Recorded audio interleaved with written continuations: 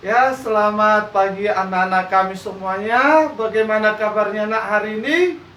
Tentu besar harapan Bapak semua di dalam keadaan sehat. Nah, sekarang kita lanjutkan materi pelajaran kita, yaitu materi matematika di kelas 11 TKJ dan 11 TSM. Di mana materi minggu yang lalu sebagian sudah ada yang memberikan jawaban kepada Bapak dan masih ada yang belum. Tetapi Bapak masih menunggu jawaban supaya nanti ada penilaian dari Bapak untuk siswa kami semuanya. Oke, kita lanjutkan materi kita. Minggu yang lalu kita sudah mempelajari yaitu bab 7 materi peluang. Coba Bapak ingat kembali anak-anak. Yang mana di dalam materi peluang ada 4 metode. Masih ingat? Oke, coba Bapak ulangi yang pertama. Ada kaidah pencacahan. Yang kedua, ayo. Iya benar, bentuk faktorisasi. Yang ketiga, siapa yang tahu? Oke, yaitu bentuk permutasi, dan yang keempat disebut kombinasi.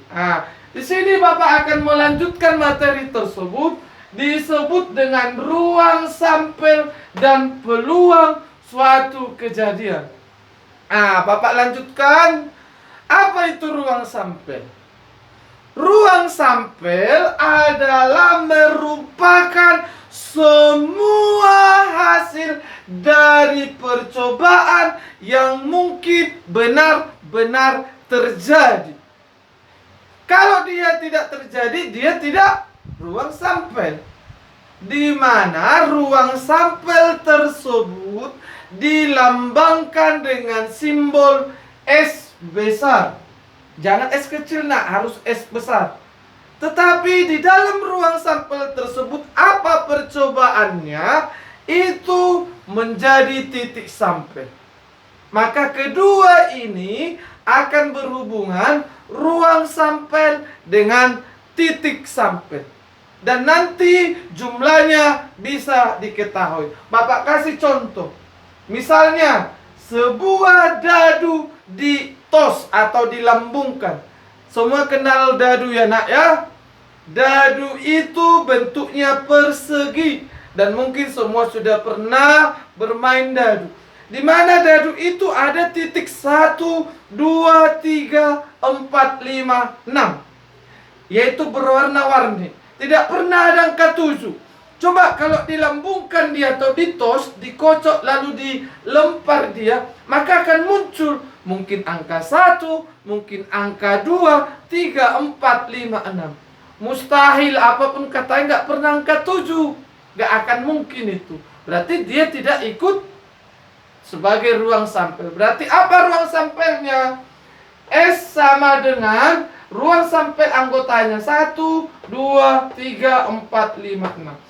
Karena yang ada di dalam ruang sampel itu angka 1, angka 2, angka 3, 4, 5, 6. Maka titik sampelnya lah itu. Dan sebagai jumlah N, jumlah ruang sampel sama dengan 6. Kenapa 6? Karena titiknya itu ada 6. Yang kedua, misalnya 2 keping uang logam. Ini khususnya untuk laki-laki. Saya rasa paling sering kalau dikatakan seperti di kampung Bapak. Benar, main tuo.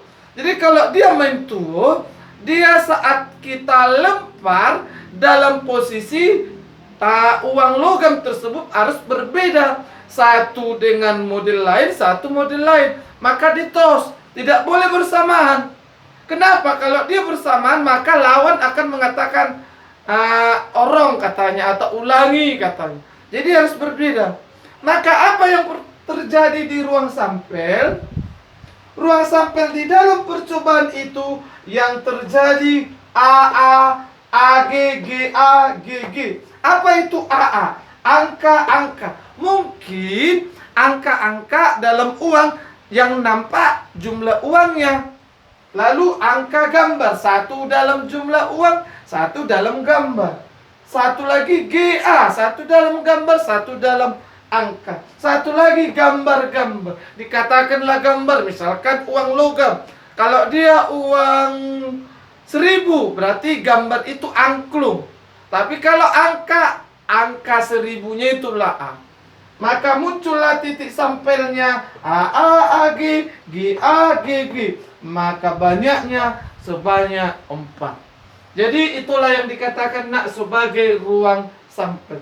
Sekarang masuk kita ke peluang suatu kejadian. Nah, di sini akan terjadi peluang. Mungkin kalau kita peluang kemarin kita pelajari, bisa kalah, bisa menang. Contoh kalau dia main dadu. Kalau dia main dadu, kadang yang kita butuhkan angka 1, tapi payah dia datang. Kita tos tidak pernah muncul. Kita tos tidak pernah muncul. Padahal angka 1 yang mau kita butuhkan.